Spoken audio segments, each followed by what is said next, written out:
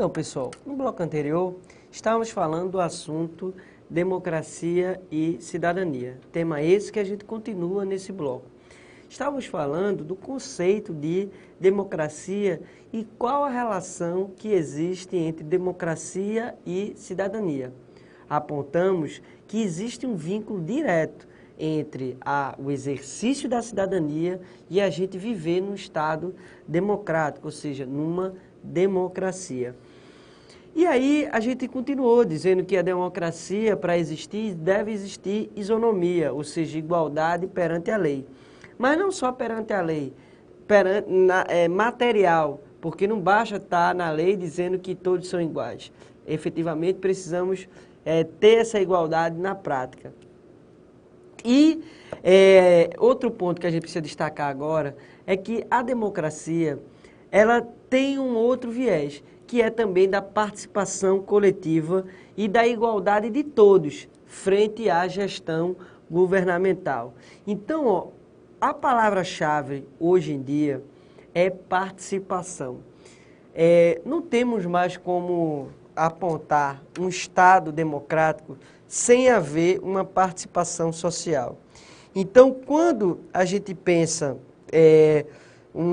que vai construir uma política pública, a gente sempre tem que pautar essa política pública numa oitiva popular.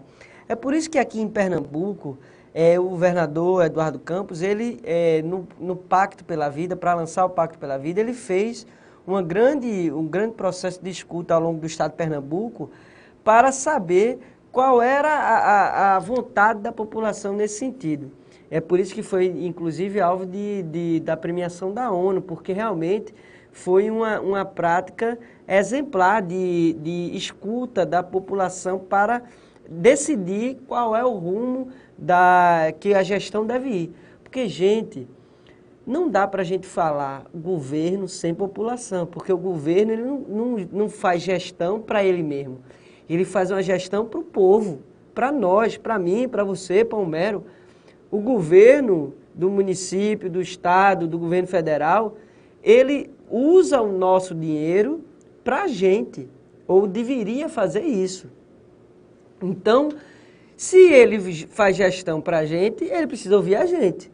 Então, essa palavra participação social é a palavra-chave do século XXI. É a palavra-chave do exercício do processo democrático. E quais são os fundamentos desse Estado democrático? Que nossa Constituição Federal, no artigo 1º, ela apontou. Ela diz que nossa República Federativa do Brasil deve reger pelos seguintes fundamentos do Estado Democrático de Direito. Ou seja, o que é que ela quis dizer com isso? Ela quis dizer, logo no artigo 1º, no primeiro dispositivo, que para vivermos numa democracia, temos que ter alguns fundamentos básicos. Temos que ter elementos iniciais. Quais são esses elementos? São 5, que está aí na sua tela do artigo 1º. Ele diz, ó, a soberania, a cidadania, e aí é por isso que eu já destaco aqui, ó, cidadania. A dignidade da pessoa humana, os valores sociais do trabalho, da livre iniciativa política e o pluralismo político. Então percebam que o legislador constituinte, que fez a Constituição Federal de 88, quando a gente saiu daquela ditadura militar péssima, terrível, que só trouxe mazelas para a nossa sociedade. Se hoje a gente tem uma educação de péssima qualidade, isso muito é culpa dos militares, que acabaram com a educação para exatamente evitar que as pessoas pensassem e quisessem derrubar o regime militar. Então, o regime militar não trouxe nada de bom para a nossa sociedade. Se algumas pessoas pensam que teve, é lei de engano. Não houve nada de bom. Se a gente tem uma falta de mão de obra qualificada, uma educação de péssima qualidade no Brasil inteiro, muito é por conta de mais de 20 anos do golpe militar e de uma gestão que estava baseada no princípio da manutenção do poder e de não interesse da coletividade. Então, lá em 88, quando se mudou do regime ditatorial para o regime democrático, o legislador constituinte, ele colocou em destaque, como fundamento de um Estado democrático, você exercer essa cidadania. Então, cuidado com isso na prova. A prova pode perguntar se a cidadania é um dos fundamentos de um Estado democrático de direito, do nosso Estado democrático de direito. E a resposta é sim, está lá no artigo 1º, inciso 2º da nossa Constituição Federal, beleza? Outro ponto que a gente precisa destacar é sobre as dimensões do regime democrático, que isso também pode ser alvo da prova. É o seguinte, para a gente dizer que estamos num regime democrático, que vivemos uma democracia, a gente tem que ter duas dimensões, duas linhas de pactuações para a gente garantir esse Estado democrático. Quais são? A primeira é que a gente viva, experimente, tenha um regime representativo de governo, que assegure eleições competitivas. Aí você pode estar pensando, Alexandre, mas o que é regime representativo e o que são eleições competitivas? Regime representativo é aquele regime em que a gente, eu, você, Homero, tá, seu pai, sua mãe, a gente confia a uma pessoa, que é o vereador, o deputado, o senador, o prefeito, o governador, o presidente da república. A gente confia a uma pessoa que ele vai representar os nossos interesses nesses espaços públicos. Então, o regime representativo é isso, ter pessoas que representem um coletivo e não ser pessoas que não representem ninguém, como era, por exemplo, na ditadura militar, em que as pessoas, os militares, eles tomaram poder na marra, na arma, e representavam os interesses deles, não representavam o interesse da população. Na verdade, quem buscava dialogar, se manifestar, criticar o governo ditatorial, só tinha dois destinos, ou cadeia ou caixão. Então, nesse período, não havia uma representação de governo. Então, o governo representativo é aquele que se espelhe na vontade da população e que seja eleito por meio de eleições competitivas. E o que são eleições competitivas, Alexandre? Para uma eleição ela ser considerada competitiva, ela tem que ter presente alguns elementos. E a gente destaca aqui. Joga aí na tela, Homero, por favor. Então, são 5 os elementos para se constituir uma eleição competitiva. Primeiro, ela tem que ser livre. Como assim livre? Para você considerar um regime democrático, você tem que permitir que todas as pessoas possam votar, sem fazer exclusão de qualquer tipo de pessoa. Então, você não pode excluir grupos. O grupo da religião X não vai poder votar. O grupo da sociedade Y não vai poder votar. A população da cor Z não vai poder votar. Então, uma eleição livre é uma eleição que não faz exclusão. Pelo contrário, ela inclui. Segundo ponto, ser isenta. O que é uma eleição isenta? É uma eleição em que, na apuração, não se tem uma parcialidade, não se tem o interesse de se colocar uma pessoa específica no poder.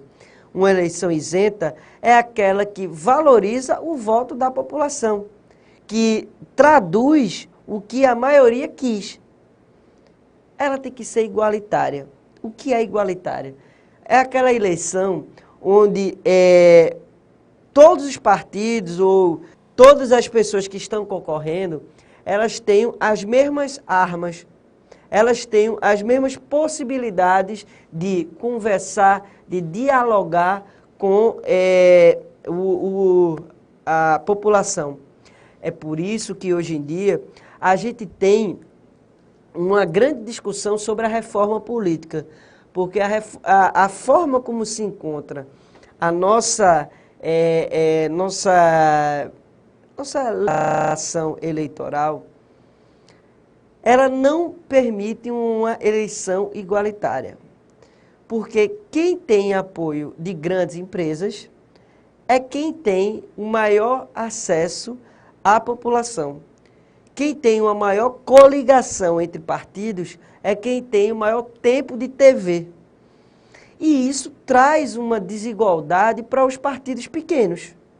Os partidos que não têm acesso a esses, vamos dizer, a esses financiamentos. É por isso que também existe uma pauta do financiamento público de campanha. Então, a eleição igualitária, ela visa trazer igualdade de armas para se lutar na conquista de votos.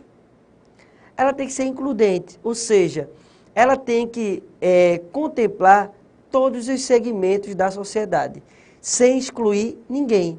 Então, as mulheres, as pessoas com deficiência, a população indígena, enfim, todas as pessoas que têm um interesse em lutar por um país mais justo, mais igualitário, elas têm que ser incluídas nesse processo eleitoral. E elas têm que ser decisivas. Ou seja, do resultado final, não caber alteração. Ela tem que, ao final da contagem dos votos, nomear um vencedor.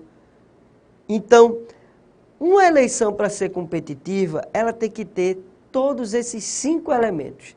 Tem que ser livre, tem que ser isenta, tem que ser igualitária, tem que ser includente e tem que ser decisiva. Então, um Estado democrático, um regime democrático, ele tem que ter essa representação governamental que venha de um processo de eleição competitiva. Qual é a outra dimensão desse regime democrático?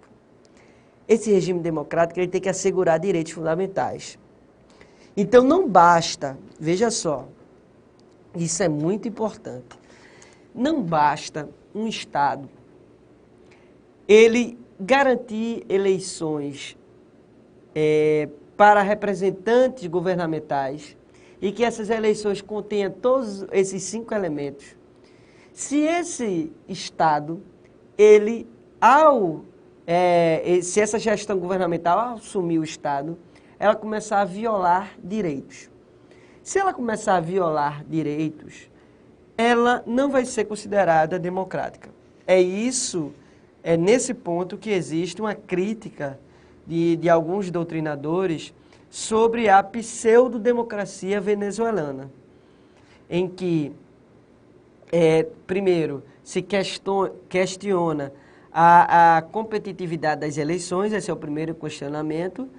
Segundo questionamento que existe é sobre essa violação de direitos que existe aos manifestantes que são contrários ao regime atual. Então, tem que haver um respeito aos direitos e garantias fundamentais, aos direitos civis, políticos, econômicos, sociais e culturais, ao direito à saúde, à educação, ao lazer, à cultura, ao esporte, à vida, à propriedade, à liberdade, enfim, a toda a dimensão desses direitos para que uma pessoa possa viver a vida de forma digna. Então, um regime democrático, para ser constituído enquanto tal, ele tem que ter essas 2 dimensões. Ele tem que ser representativo e ele tem que preservar direitos fundamentais. Efetividade desses direitos, desse regime democrático. Então, como é que a gente analisa a efetividade desse regime democrático? a partir dessas duas dimensões. A partir da eleição, da constituição dessa eleição competitiva, como também a partir do acesso às pessoas a esses direitos e garantias fundamentais.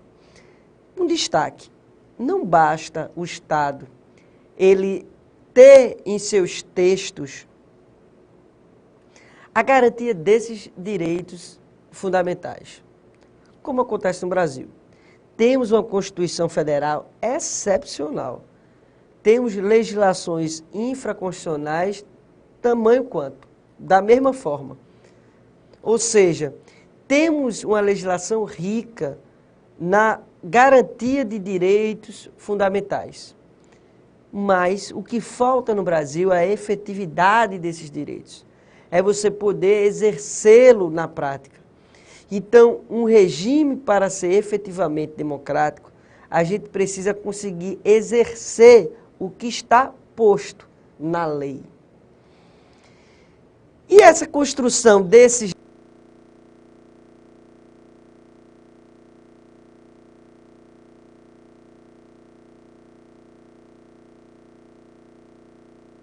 contradições nos momentos em que vivemos. Contradições como assim, Alexandre? Há muita contradição, por exemplo, sobre a questão da adoção de crianças por casais do mesmo sexo. Há uma divergência muito grande na sociedade. Eu, particularmente, sou a favor. Sou a favor porque o que importa para mim é o amor. É a criança ela ter acesso a uma família que ame, que acolha, que dê afeto. E o afeto, o amor e o carinho não está numa relação exclusiva heterossexual. As pessoas homoafetivas, elas também possuem uma relação de amor, carinho e afeto capaz de criar um ser humano e de trazer dignidade para essa pessoa e dessa pessoa ser uma pessoa de conduta ética e tudo mais. Mas esse é um tema que ele tem muita divergência. Então perceba que a construção desses direitos do cidadão, ele não é linear, ele varia. Ele tem divergência, tem contradição. Tem gente que fala, não, a pessoa que, se uma criança for criada por pais do mesmo sexo, essa criança, ela automaticamente, ela também será homossexual. O que ela vai dizer na escola? Gente, se isso fosse verdade, esse pensamento, se ele tivesse algum sentido, não haveriam nem gays. Entenderam o que eu falei? Porque, veja, muitos gays surgiram de uma relação heterossexual. Então, o pai e a mãe teve um filho, e aquele filho, ele é gay e se tornou homossexual. Então, se fosse verdade que uma relação entre pessoas do mesmo sexo gera obrigatoriamente uma pessoa também homossexual, não existiriam homossexuais porque numa relação entre heterossexual não poderia gerar uma pessoa que não fosse heterossexual. Compreendem? Então, não há nenhuma relação direta entre uma coisa e outra. E o que importa na vida é a felicidade, é a pessoa ser feliz, independente de valores religiosos. A religião, ela é super importante para a vida em sociedade, mas ela não pode ser utilizada como dogma e não pode ser utilizada como fonte de verdade de formas de conviver. Não pode haver dogma para as formas de se conviver, de se relacionar, principalmente quando a gente está falando de relacionamento amoroso, de amor. Não estamos falando de afeto. O afeto ele deve existir sempre, independente de que formato de relação ela se configure. Mas um outro ponto que eu queria destacar era sobre o modelo democrático. Existem 3 modelos democráticos que vocês têm que levar para a sua prova. O modelo primeiro que está aí no seu material é a democracia direta. Essa democracia direta é aquela ateniense, ou seja, é aquela em que o cidadão ele participa diretamente do processo da tomada de decisão. Hoje em dia ficaria bastante difícil, né, a gente ter um processo de democracia direta, a partir do momento que a gente entende que todos são cidadãos. Imagina, como é que a gente ia conseguir ouvir a opinião de 200 milhões de pessoas? Seria bem difícil, né? Para a gente tomar qualquer decisão, ouvir 200 milhões de pessoas, ia ser praticamente impossível, né? Era possível em Atenas, porque, como a gente falou, era considerado cidadão só o grupo de pessoas, todas as pessoas não eram consideradas cidadãos. Mas a democracia direta é isso. É aquele cidadão que participa diretamente da tomada de decisão. Democracia representativa é aquilo que a gente falou. É uma pessoa que representa o interesse de um grupo, de um segmento, de um coletivo. Esse político, ele vai tentar criar políticas públicas para aquela coletividade e não por interesse dele. Ele vai representar o povo. E a população, ela não vai tomar uma decisão de forma direta. Ela toma uma decisão de forma indireta a partir dos seus representantes. A gente diz que essa democracia representativa apoia-se nos indivíduos atomizados. O que é que significa essa expressão, indivíduos atomizados? Atomizados é o sentido de que aquele indivíduo, ele vai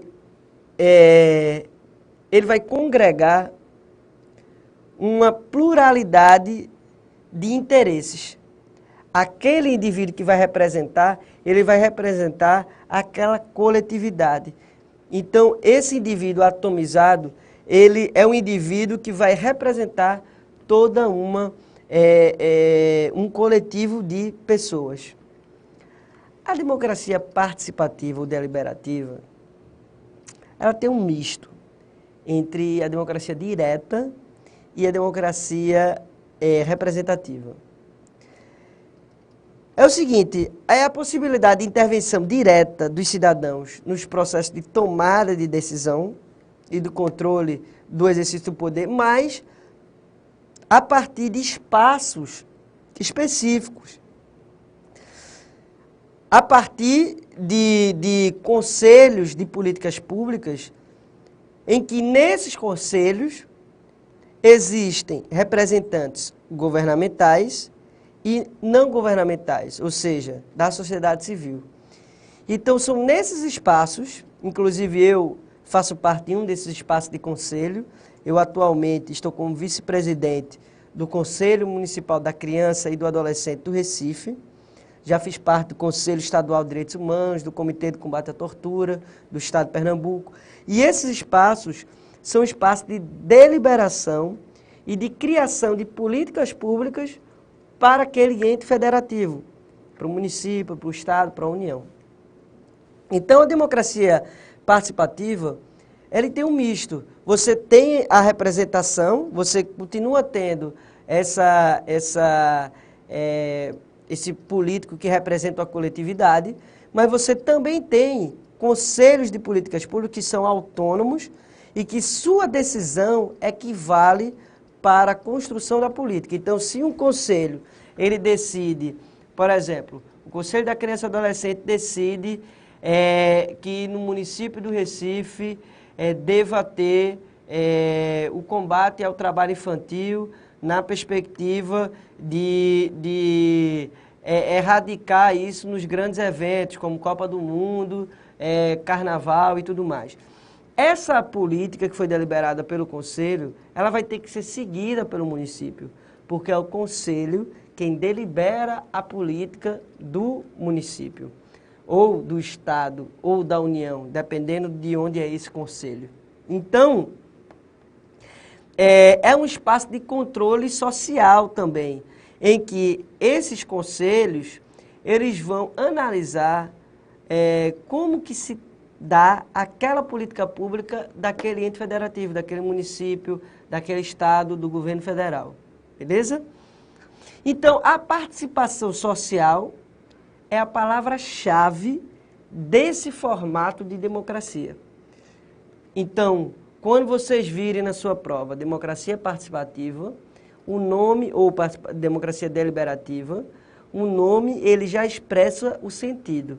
É de a população participar diretamente por meio dos conselhos de políticas públicas, na deliberação dessas decisões, ok? Esses conselhos de políticas públicas, qual é o seu objetivo? Está aí na sua tela. O Conselho de Política Pública, ele tem o objetivo de traçar diretrizes para as políticas sobre a sua temática. E a temática pode ser diversa. Pode ser criança e adolescente, pode ser das cidades, pode ser meio ambiente, pode ser da mulher, pode ser da igualdade racial, pode ser vários, do idoso, da pessoa com deficiência, enfim. Tem várias temáticas, várias temáticas, da cultura, certo? É um espaço de participação do cidadão e de construção da cidadania. Então, nesses espaços desses conselhos de políticas públicas, também se constrói a cidadania, a política pública por meio da cidadania. Como a gente falou, sua composição tem representantes da sociedade civil, eleitos em paridade com o número de representantes do governo. Visto isso, gente, vamos fazer algumas questões, vamos lá?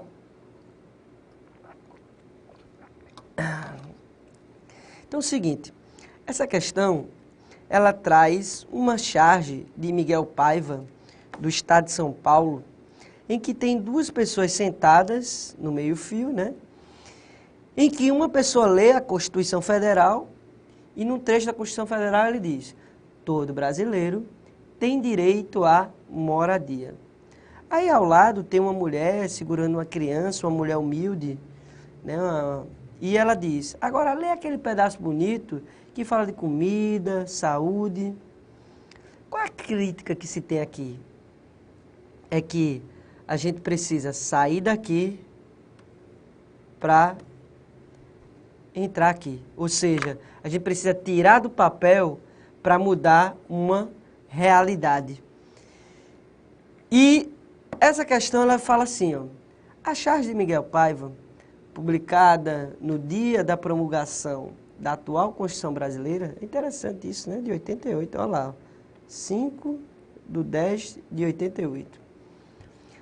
Publicada no dia da promulgação da Constituição Brasileira, aponta para a contradição entre a realidade social e as garantias legais. Exatamente o que a gente falou aqui. Então, ó, no Brasil, o acesso aos direitos de cidadania é limitado fundamentalmente pelo seguinte fator. Então, o que é interessante a gente observar aqui, né, gente? Que em 88 já se tinha essa visão dessa dicotomia do avanço legislativo com a realidade de fato, né? Então é impressionante como a gente avança devagar, né? Então ele diz, ó, no Brasil, o acesso aos direitos de cidadania é limitado fundamentalmente pelo seguinte fator, pela formação profissional. E aí, gente, o que é que vocês acham? A gente está limitado o nosso direito à cidadania por conta de falta de formação profissional? Não, né, gente? Esse não é o problema. Realmente a gente tem uma necessidade de mão de obra de qualidade, mas não é isso que limita a nossa cidadania. Letra B, demanda habitacional? Também não. Apesar de termos uma grande necessidade de moradia para a nossa população, então se milhões de pessoas buscam uma casa, um teto, que é a condição mínima de a gente viver e de viver com nossa família, mas também não é por conta da demanda habitacional que a gente tem limitado o direito de cidadania como um todo. Distribuição da riqueza e crescimento da população. Gente, a resposta correta é a letra C. Distribuição da riqueza. Por conta da falta de distribuição da riqueza, da desigualdade social, a gente vive essa situação que experimentamos até hoje. Então, essa disparidade entre o acúmulo de renda de determinados setores da sociedade e outro, faz com que a gente tenha ainda uma situação triste de falta de moradia, de falta de acesso à educação, à saúde. E é isso que limita o exercício da nossa cidadania, essa grande disparidade entre esse acesso às riquezas do nosso país.